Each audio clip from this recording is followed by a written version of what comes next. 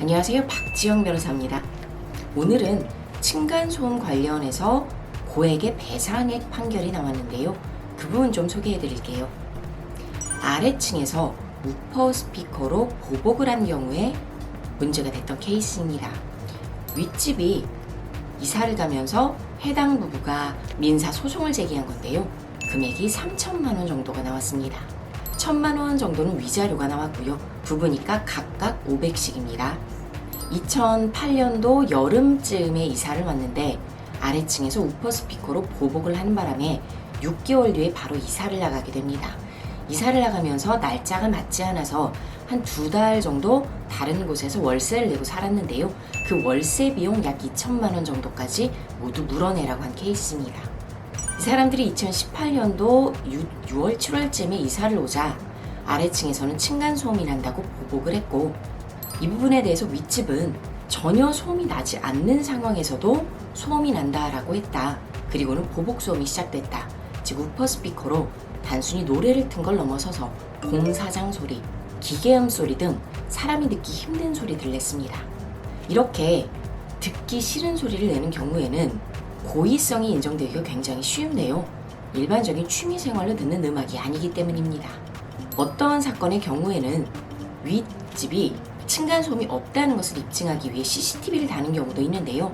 실제 빈집임에도 불구하고 아래층에서 소음이 있다라고 문제 제기를 하는 경우가 많았습니다.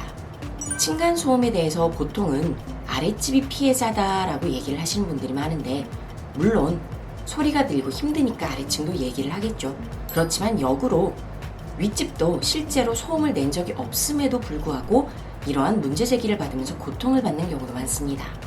우리나라 건물 구조가 기둥식이 아니고 벽식 구조이기 때문에 소음이 잘 전달되는 구조라고 하는데요.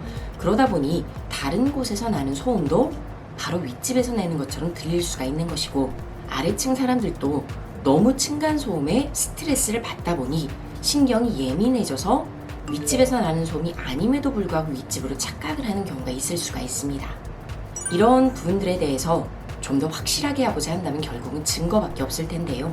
윗집의 경우는 너무 답답하다라고 한다면 가장 마지막 방법으로 내부에 CCTV를 설치하는 것도 방법이 될 수 있습니다. 아래층 분들도 실제로 고통을 받는 분도 있겠지만 이 고통이 정말 어디에서 원인이 오는지를 정확히 파악할 필요가 있고요. 이게 윗집이 아니라면 윗집에 대한 문제 제기는 좀 삼가하실 필요가 있습니다. 윗집이 내는 소음이 있다고 한다면 보통 그건 생활 소음으로 고의성이 인정되기 쉽지 않은 반면에, 아래층이 보복소음을 하는 경우에는 고의를 입증하기가 쉬워서 더 불이익을 입을 가능성이 높습니다. 감정을 조금은 배제하고 현실적으로 좀 대처를 할 필요가 있을 것 같습니다. 추가 문의 사항은 연락 주시기 바랍니다. 감사합니다.